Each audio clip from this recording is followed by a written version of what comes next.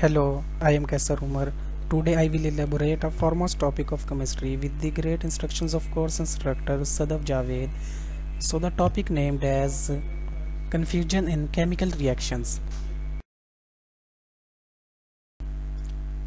Whenever the newbies of chemistry will go through from the chemical reactions in chemistry or while writing the chemical reactions in chemistry, this video will be supportive for them. Here we will learn about the 5 important types of chemical reactions. Let's begin. First of all, we need to know what the reaction is. तो इस सवाल का जवाब हमारे पास यहाँ ये है कि chemical transformations among the chemical substances is known as a chemical reactions. मतलब कि हमारे पास जब केमिकल सब्सटेंसेस के अंदर जब केमियाई तब्दीलियाँ मतलब केमिकल ट्रांसफॉर्मेशंस अकर्ड होती हैं, रूनुमा होती हैं, तो वो हमारे पास एक केमिकल रिएक्शन कहलाता है। तो अब हम बात कर लेते हैं अपनी 5 टाइप्स ऑफ केमिकल रिएक्शंस की, जो कि हमारे पास वेल नोन है। 5 important types of chemical reactions in chemistry. सबसे पहले उसमें हमारे पास एक केमिकल रिएक्शन आता है जिसका नाम है कॉम्बिनेशन। इसे कॉम्बिनेशन रिएक्शंस क्यों कहते हैं ये हम आगे चलकर फिर बारी बारी देखेंगे। सेकंड हमारे पास आता है डिकम्पोजिशन रिएक्शन। तीसरे नंबर पे हमारे पास आता है डिस्प्लेसमेंट रिएक्शंस। चौथे नंबर पे हमारे पास आता है डबल डिस्प्लेसमेंट रिएक्शन। और फिर सबसे आखिर में हमारे पास जो 5वां इम्पोर्टेंट है उसमें आ जाता है हमारे पास रिडॉक्स रिएक्शंस। इन रिएक्शंस को हम अब एक बारी बारी आगे अपना डिटेल में बात करते हैं। इसमें सबसे पहले केमिकल रिएक्शन का हमारे पास जो नाम है वो कहलाता है कॉम्बिनेशन रिएक्शन। जैसे अभी हमने टाइप्स में पहले से जिक्र कर लिया है, नाम से हम वाकिफ़ हो गए थे। अब हम इसकी डेफिनेशन की तरफ चलते हैं कि इसकी डेफिनेशन हमें क्या कहती है। तो डेफिनेशन हमें कहती है अ रिएक्शन इन विच 2 और more substances combine to form one substance. जिसका मतलब ये है कि हमारे पास 2 या 2 से ज़्यादा जब सब्सटेंसेस आपस में मिलेंगे, जुड़ेंगे, तो वो एक नया सब्सटेंस मतलब बना देंगे। 2 सब्सटेंसेस आपस में जुड़कर, 2 अशिया आपस में जुड़कर मिलकर एक नई अशिया, एक नया सब्सटेंस बना देंगी। अगर हम इस चीज़ को एग्जांपल में देखें तो जैसे कि हमारे पास एक सब्सटेंस है जिसे हमने नाम दिया है ए, और सेकंड हम यहाँ सब्सटेंस ले लेते हैं अपना बी। जब हम इन दोनों को कंबाइन करेंगे कॉम्बिनेशन रिएक्शंस के अंदर, जब हम इसे देखेंगे तो कॉम्बिनेशन रिएक्शंस में ये हमारे पास जाके एक सब्सटेंस बना देगा। अब ये देखें यहाँ पे हमारे पास ए बी, ये जो कि 2 सब्सटेंस थे यहाँ पर, अब इसने जाके मिलके एक ए बी एरो से आगे नज़र आ रहा है आपको, एक नया सब्सटेंस बना दिया है। कॉम्बिनेशन रिएक्शन की अब हम अगर एम्पिरिकल एग्जांपल के हवाले से बात करें तो एक इक्वेशन जो आपको स्क्रीन पे ये नज़र आ रही है, इसमें हमारे पास 2 रिएक्टेंट हैं या सब्सटेंस कह लें। तो जब ये आपस में कंबाइन करते हैं, इन्होंने एक नया प्रोडक्ट बना दिया है या एक नया सब्सटेंस कह लें बना दिया है। इसमें हमारे पास जैसे कि 2H2 सबसे पहले है, यहाँ पे हमने 2H2 ले लिए, यानी 2 हाइड्रोजन ले लिए हमने, यहाँ पे 2 मोल ऑफ हाइड्रोजन ले लिए। उसके बाद 1 मोल ऑफ ऑक्सीजन है तो यहाँ हमने ऑक्सीजन ले लिया। जब ये दोनों हाइड्रोजन और ऑक्सीजन आपस में कंबाइन करते हैं तो एक नया प्रोडक्ट बना रहे हैं मिलके, जिसे हम वाटर कहते हैं। अब second type of chemical reactions की हम बात करते हैं तो हमारे पास जैसे हमने नाम से वाकिफ़ है हम डिकम्पोजिशन रिएक्शन। इसकी अगर हम सबसे पहले डेफिनेशन देखें, क्या डेफिनेशन है, तो ये हमारे पास क्या कहती है हमें definition, breaking of a compound into 2 और more simpler substances is called decomposition reaction. मतलब हमारे पास किसी भी कंपाउंड को, किसी भी चीज़ को सादा से 2 या 2 से ज़्यादा हिस्सों में तोड़ देना हमारे पास वो डिकम्पोजिशन रिएक्शन कहलाता है। अब यहाँ पे जो याद रखने की बात है वो ये है कि हम this reaction requires an amount of energy. मतलब ये रिएक्शन जो है कंप्लीट होने के लिए एक एनर्जी की अमाउंट रिक्वायर करता है। इसे चाहिए होती है एनर्जी की एक अमाउंट जो कि किसी भी फॉर्म में हो सकती है। इट मीन्स हीट, लाइट और इलेक्ट्रिसिटी।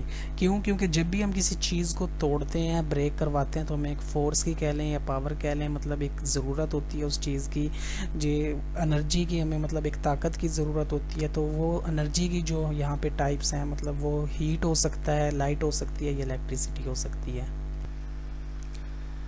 अब अगर हम डिकम्पोजिशन रिएक्शन की मिसाल की बात करें तो यहाँ पे हमारे पास ए बी एक कंपाउंड आपको ये स्क्रीन पर नज़र आ रहा है। ये जिसे मैं पॉइंट आउट कर रहा हूँ, ए बी के कंपाउंड है, ये टूट कर वापस अपने ए और बी जिन मॉलिक्यूल और सब्सटेंस से मिलकर बना था वापस उसमें आ गया है। यहाँ पे अब अगर हम इसको मिसाल लें तो ये हमारे पास एक NaCl एक कंपाउंड है जिसे हम मतलब सोडियम क्लोराइड साल्ट भी कहते हैं, टेबल साल्ट भी कहते हैं। तो ये जब हमारे पास कंपाउंड टूटेगा in the presence of heat और लाइट, जब तो ये ब्रेक होके वापस अपने उन्हीं सब्सटेंसेस में आ जाएगा जिनसे ये मिलकर बना था। ये यहाँ पे हमारे पास आपको क्लोरीन और सोडियम नज़र भी आ रहा है स्क्रीन पर। अब बारी आ जाती है हमारे पास यहाँ पे डिस्कस करने के लिए डिस्प्लेसमेंट रिएक्शंस। डिस्प्लेसमेंट रिएक्शन की सबसे पहले हम अगर डेफिनेशन देखते हैं, डेफिनेशन में क्या कहती है, तो when a set of atoms with in a molecule is displaced by another atoms called displacement reaction. मतलब मॉलिक्यूल के एटम्स के दरमियान ही अंदर जब डिस्प्लेसमेंट अकर होगी तो वो हमारे पास एक डिस्प्लेसमेंट रिएक्शन कहलाता है। इसकी एग्जाम्पल्स अभी आगे हम चल के देखते हैं। जो चीज़ें कुछ हिस्से की एग्जाम्पल देखने से पहले याद करने के लिए ज़रूरी हैं वो हम पहले डिस्कस कर लेते हैं। सबसे पहले हमारे पास more reactive elements displace less active elements. ये हमारे पास इसे कह लें कि दूसरी इसकी एक डेफिनेशन है। इसे हम आसान लफ्ज़ों में अगर कहें कि जो ज़्यादा एक्टिव होगा एलिमेंट वो लेस एक्टिव एलिमेंट को डिस्प्लेस कर देगा। और फिर यहाँ पे हमारे पास एक बात आ जाती है, metal on the top are more reactive and as we move down the reactivity decreases. जैसे कि हम जानते हैं कि जो मेटल्स ऊपर होते हैं मतलब पीरियोडिक टेबल में ऊपर की तरफ हैं वो ज़्यादा रिएक्टिव हैं इस बनिस्बत के जो के मेटल्स नीचे की तरफ ग्रुप में लाई कर रहे हैं, उनकी रिएक्टिविटी मेटल्स की टॉप वालों की ज़्यादा होती है। इसी तरह अगर हम हैलोजेंस के केसेस में देखें तो हैलोजन के केसेस में हमारे पास फ्लोरीन सबसे ऊपर है और आयोडीन सबसे नीचे है। तो फ्लोरीन सबसे ऊपर होने की वजह से मतलब उसकी इलेक्ट्रॉनेगेटिविटी वगैरह ज़्यादा होने की वजह से वो ज़्यादा रिएक्टिव है और आयोडीन जो है हमारे पास लीस्ट रिएक्टिव है। If we talk about the example of displacement reaction, here is a compound in which A plus B C are interconverting or are displacing their positions. अब यहाँ पे जो है हमारे पास A ज़्यादा रिएक्टिव है B की निस्बत और C ज़्यादा रिएक्टिव है B की निस्बत। तो इनके दरमियान जो डिस्प्लेसमेंट हो रही है और डिस्प्लेसमेंट होने के बाद जो B मतलब डिस्प्लेस हो रहा है C से, ये हमारे पास डिस्प्लेसमेंट रिएक्शन की एक एग्जांपल है, बेहतरीन एग्जांपल है कि ए ने ज़्यादा रिएक्टिव होने की वजह से सी के साथ कंपाउंड बना लिया और बी लीस्ट रिएक्टिव होने की वजह से अकेला रह गया। डिस्प्लेसमेंट रिएक्शंस की अब अगर हम एग्जांपल्स की बात करते हैं तो यहाँ हमारे पास एग्जांपल्स में सबसे पहले एग्जांपल है जिंक प्लस 2 हाइड्रोजन क्लोराइड, जिसे हम जो है कंपाउंड के अंदर मतलब देख रहे हैं। जिंक हमारे पास ज़्यादा रिएक्टिव है, मोर रिएक्टिव है हाइड्रोजन की निस्बत। तो जिंक जो है उसे डिस्प्लेस कर रहा है क्लोरीन से और जाके ख़ुद कंपाउंड बना रहा है जिंक क्लोराइड, और हाइड्रोजन हमारे पास यहाँ पे लिबरेट हो रही है। सेकंड एग्जांपल अगर हम इसकी देखते हैं तो हमारे पास पोटाशियम आयोडाइड है जो कि क्लोराइड के साथ मतलब मिलकर रिएक्ट कर रही है।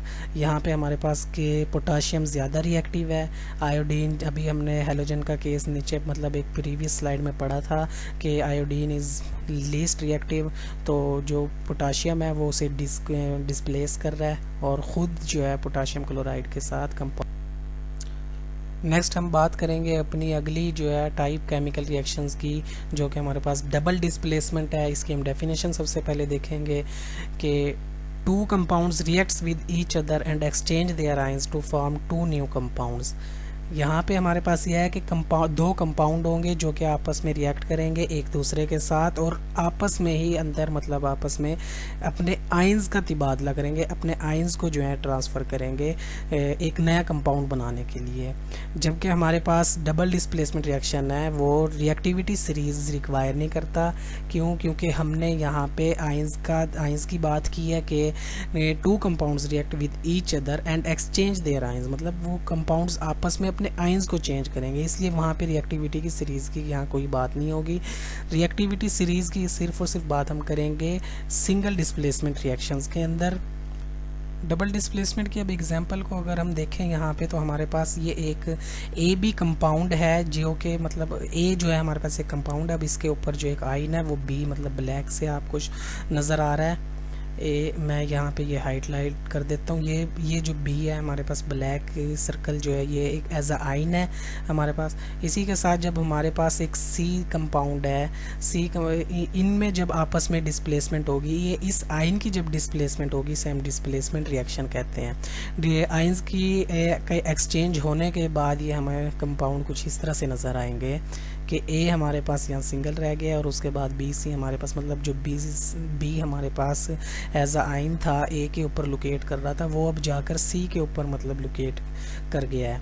ये हमारे पास डबल डिस्प्लेसमेंट रिएक्शन की एक एग्जांपल है। साथ ही अब हम डबल डिस्प्लेसमेंट रिएक्शन की प्रैक्टिकल एग्जांपल्स देख लेते हैं, जिसमें हमारे पास सबसे पहली एग्जांपल है silver nitrate plus sodium chloride का एक सोल्यूशन है, जी मतलब कंपाउंड है। उसमें जो है हमारे पास इनमें आइंस में आपस में जो है एक एक्सचेंज हो रहा है। ये आपको साथ साथ जो है मालिक आइंस भी मेंशंस हैं यहाँ साइड पर, सिल्वर नाइट्रेट, उसके बाद सोडियम क्लोरीन, ये इनके ऊपर पॉजिटिव और नेगेटिव इनके आइंस मतलब चार्ज इनका मौजूद है। जब इनमें आपस में आइंस की एक्सचेंजिंग इन्होंने मतलब की है, आपस में ट्रांसफ़र किया आइंस को, तो ये एग्जांपल हमारे पास कुछ इस तरह है। जैसे पहले सिल्वर नाइट्रेट था तो वो उसने जो है सिल्वर क्लोराइड बना लिया कंपाउंड, और जो हमारे पास सोडियम क्लोराइड था उसने सोडियम ने NO3 के साथ मिलकर सोडियम नाइट्रेट बना लिया है। सेकेंड एग्जाम्पल इसकी हमारे पास ये है कि sodium hydroxide plus hydrogen chloride का एक कंपाउंड जो थे हमारे पास, इन्होंने आपस में मिलकर अपने आइन एक्सचेंज किए, तो आइन एक्सचेंज होने के बाद हमारे पास सोडियम हाइड्रोक्साइड सोडियम क्लोराइड बन गया और हाइड्रोजन क्लोराइड हमारे पास वाटर की फॉर्म में बन गया। इनके आइंस भी यहाँ पे साथ हमारे पास मेंशंस हैं। अब हम बात करेंगे अपने सबसे आखिरी केमिकल रिएक्शन की, जो कि है हमारे पास रिडॉक्स रिएक्शन। रिडॉक्स रिएक्शन हमारे पास कैसे है ये हम देखते हैं कि रिडॉक्स के लफ्ज़ मतलब इसकी एब्रीवेशन क्या है। तो रिडॉक्स दो लफ्ज़ों से मिलकर बना है, ये आपको नज़र आ रहा है। Redox means reduction plus oxidation.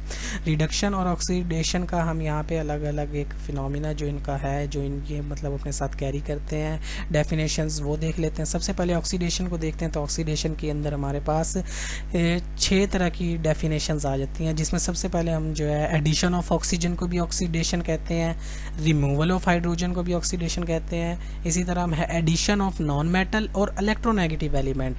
और उसके बाद हमारे पास इसकी जो चौथी एग्जांपल है डेफिनेशन है वो ये है कि रिमूवल ऑफ मेटल और इलेक्ट्रोपॉजिटिव एलिमेंट।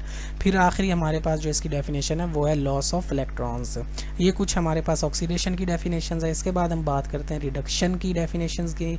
तो रिडक्शन हमें कहती है कि addition of hydrogen, removal of oxygen, addition of metal और electropositive element, removal of non metal और इलेक्ट्रोनेगेटिव एलिमेंट, या फिर हमारे पास गेन ऑफ इलेक्ट्रॉन्स, ये हमारे पास रिडक्शन कहलाता है।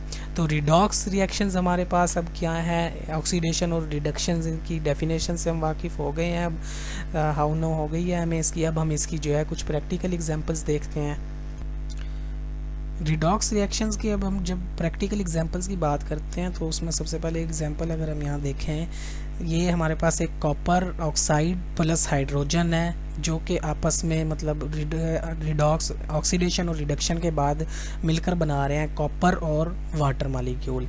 यहाँ पे जो एक मतलब कि याद रखने वाली चीज़ है, जो एक इम्पॉर्टेंट बात है वो ये है कि redox reaction is displacement reaction. इसे डिस्प्लेसमेंट रिएक्शन असल में हम क्यों कहते हैं, इसकी वजह ये है कि रिडॉक्स रिएक्शन के अंदर जो रिडक्शन और ऑक्सीडेशन हो रही है, इनमें आपस में अपने आइंस एक्सचेंज हो रहे हैं। यानी जहाँ पे ऑक्सीजन जा रहा है ऑक्सीडेशन हो रही है, जहाँ पे हाइड्रोजन जा रहा है वहाँ पे रिडक्शन हो रही है, गेन ऑफ हाइड्रोजन।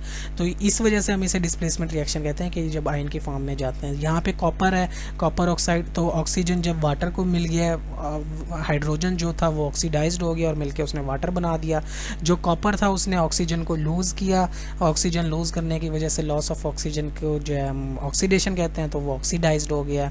ये अब आगे हमारे पास इसकी इलेबोरेशन है, एक्सप्लेनेशन है।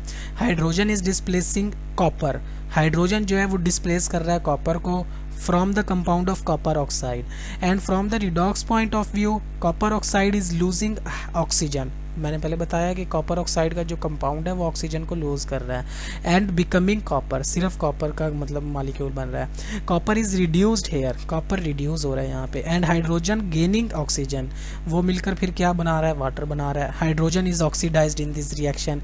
फिर यहाँ पे एक बात और याद रखने की ये है कि हमेशा रिएक्टेंट जो है वो ऑक्सीडाइज्ड और रिड्यूस्ड होते हैं रिएक्शंस के अंदर, वो प्रोडक्ट कभी भी ऑक्सीडाइज्ड या। इसी के साथ अब हमारा जो टॉपिक है वो कंप्लीट हुआ है, केमिकल रिएक्शंस इन केमिस्ट्री। अब जो इसका कंक्लूजन है, इसकी जो हमारे पास एक एज अ समरी अगर हम अपने टॉपिक की, अपने प्रेजेंटेशन की बात करें तो उसमें हमारे पास सबसे पहले हमने ये देखा कि कॉम्बिनेशन जो रिएक्शन है हमारे पास सबसे पहली टाइप, उसमें हमारे पास सिर्फ और सिर्फ एक प्रोडक्ट बनता है मिलके, यानी दो रिएक्टेंट होंगे या दो सब्सटेंस होंगे वो मिलके एक प्रोडक्ट बनाएंगे सिर्फ। उसके बाद जब हमने अपना सेकेंड रिएक्शन देखा, केमिकल रिएक्शन देखा जो के नाम था डिकम्पोजिशन रिएक्शन, उसमें हमारे पास हमेशा एक रिएक्टेंट होता था, यानी एक रिएक्टेंट होता था, एक कंपाउंड होता था जो कि ब्रेक होके डिकम्पोज होके टूटकर वो सिंपलर मतलब दो या दो से ज़्यादा सब्सटेंसेस में कन्वर्ट हो जाता था। तीसरी जो हमारे पास टाइप थी वो थी हमारे पास डिस्प्लेसमेंट रिएक्शन की, जिसमें हमारे पास मोर एक्टिव एलिमेंट जो था वो डिस्प्लेस करता था लेस एक्टिव एलिमेंट को। और इसमें हमने मतलब यहाँ ये देखा था कि रिएक्टिविटी जो होती है मेटल की रिएक्टिविटी वो भी यहाँ पे रिक्वायर होती है, जिसकी जितनी ज़्यादा रिएक्टिविटी होगी वो उतना ज़्यादा इजीली मतलब डिस्प्लेस करेगा। इसके बाद हमने चौथी टाइप देखी अपनी डबल डिस्प्लेसमेंट की, जिसमें हमने ये देखा कि डबल डिस्प्लेसमेंट के अंदर एक्सचेंज ऑफ आइंस होते हैं। यहाँ पे हमारे पास किसी रिएक्टिविटी की ज़रूरत नहीं होती, यहाँ पे हमारे पास जो है मतलब सिंगल रिएक्टिविटी जो है हमारे पास सिर्फ सिंगल डिस्प्लेसमेंट के अंदर रिक्वायर होती है। जो सबसे आखिरी और इम्पॉर्टेंट टाइप है हमारे पास वो है रिडॉक्स रिएक्शन। रिडॉक्स रिएक्शन को हमने डिटेल में देखा है, रिडक्शन एंड ऑक्सीडेशन, इसको हमने मतलब अलग अलग इसकी सारी तफसील को हमने जान लिया है। यहाँ इसी के साथ अब हमारा जो टॉपिक है वो मुकम्मल हुआ है। Thanks to all of you. Allah हाफिज़।